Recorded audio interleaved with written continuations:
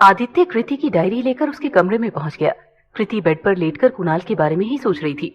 उसके चेहरे पर एक अलग सी खुशी झलक रही थी, जिसे देखकर आदित्य को भी बहुत खुशी हो रही थी। आदित्य मुस्कुराते हुए जाकर कृति के पास बैठ गया और उसे अचानक से कमरे में देखकर कृति चौंक कर बोली, अरे आदि, तू कब आया? जब तू तेरे होने वाले उनके ख्यालों में खोई हुई थी ना, तभी आया। आदित्य ने मुस्कुराकर कहा तो कृति मुंह बनाते हुए बोली, मैं किसी के ख्यालों में नहीं खोई थी। कुछ भी बोलता है तू। यार ये गलत बात है, मैं तेरा बेस्ट फ्रेंड हूं ना, तू मुझसे भी छिपाएगी? तू भूल गई कि मैं तुझे अपने रिलेशनशिप के बारे में सब बताया करता था? आदित्य ने उदासी का नाटक करते हुए कहा तो कृति उसकी चालाकी समझते हुए बोली, इमोशनल ब्लैकमेल करना तो कोई तुझसे सीखे, पर मैं सच बोल रही हूं, ऐसा कुछ नहीं है जैसा तू सोच रहा है।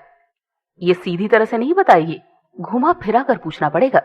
ये सोचकर आदित्य भौं चढ़ाकर बोला, मैं कैसा सोच रहा हूं? यही कि मैं और कुणाल हमारे बीच कुछ है। अच्छा, मैं ऐसा सोच रहा हूं, पर जहां तक मुझे याद है मैंने उसका नाम तक नहीं लिया था। आदित्य ने मुस्कुराते हुए कहा तो कृति नजरें चुराते हुए बोली, हाँ हाँ, नाम नहीं लिया था, पर तेरा इशारा तो उसकी तरफ ही था ना। मैंने तो सिर्फ अपने उनके बोला। अब अगर तेरा वो कुणाल है तो इसमें मेरी क्या गलती है? ये कहकर कुणाल हंसने लगा और कृति शर्मा गई।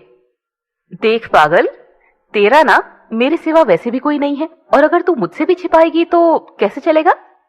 आदित्य ने प्यार से कृति के सर पर हाथ रखते हुए कहा तो कृति भावुक होकर उसकी गोद में अपना सर रखते हुए बोली, तेरे सिवा मेरा है ही कौन?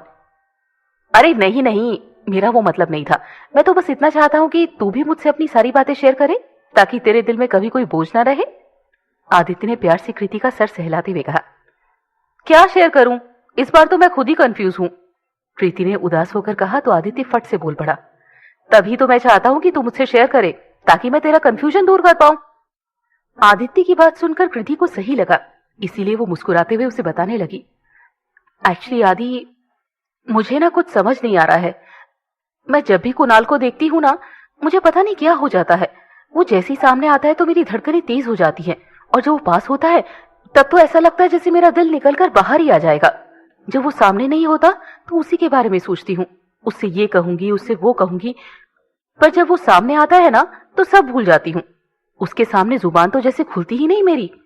उसकी सारी बातें, उसकी हरकतें, वो कैसे हंसता है, कैसे चलता है, कैसे डांस करता है, और कैसा बेसुरा गाना गाता है, मुझे सब अच्छा लगता है।